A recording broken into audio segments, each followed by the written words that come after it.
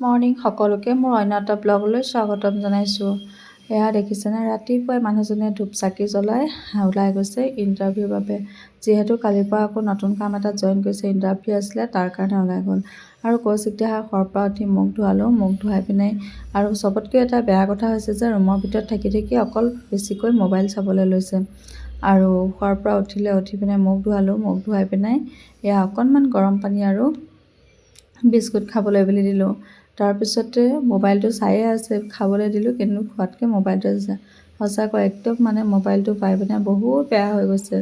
আৰু ইয়াতনো ৰুমৰ ভিতৰত কি কৰি থাকিব, মোবাইলটো বাৰু সেইটো অন্য একো নাই।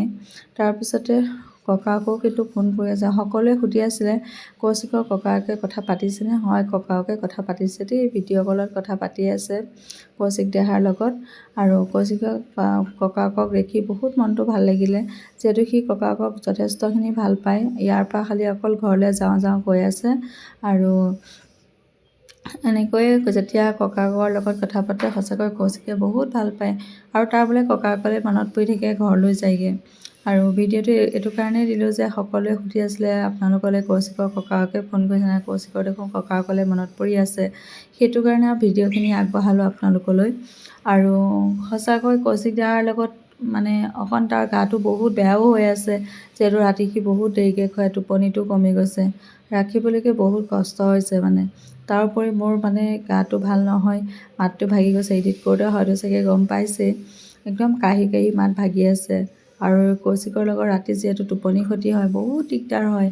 যিসকল ভুক্তভোগী মাক সেইসকলেতো গম পায়েই, সেইসকলক আকৌ বেলেগকৈ ক'ব নালাগে।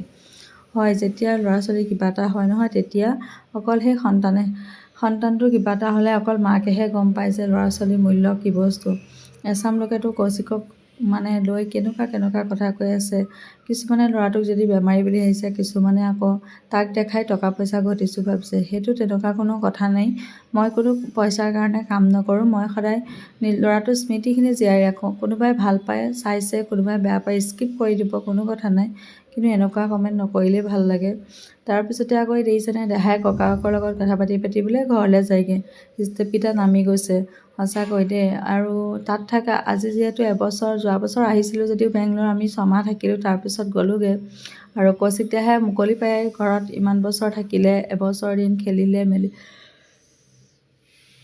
খেলি থাকিলে। আৰু এতিয়া ৰুমৰ ভিতৰত আবদ্ধ হৈ থাকি খুব বেয়া পাইছে। ইফালে আকৌ মানুহজনেও অকণমান দেউতাৰ লগত কথা পাতিলে, শহুৰ দেউতাৰ লগত, ময়ো অকণমান কথা পাতিলোঁ। এনেকৈ কথাখিনি পাতিলোঁ। আৰু শহুৰ দেউতাও যাতে ভালে থাকক সেইটোৱে বিচাৰোঁ। আমি ইয়াত থাকোঁ যদিও বহুত চিন্তা হৈ থাকে কিবা এটা হয় বুলি, কিন্তু নাথাকিলেও নহয়, কৌশিকৰ কাৰণেতো থাকিব লগা হৈছে।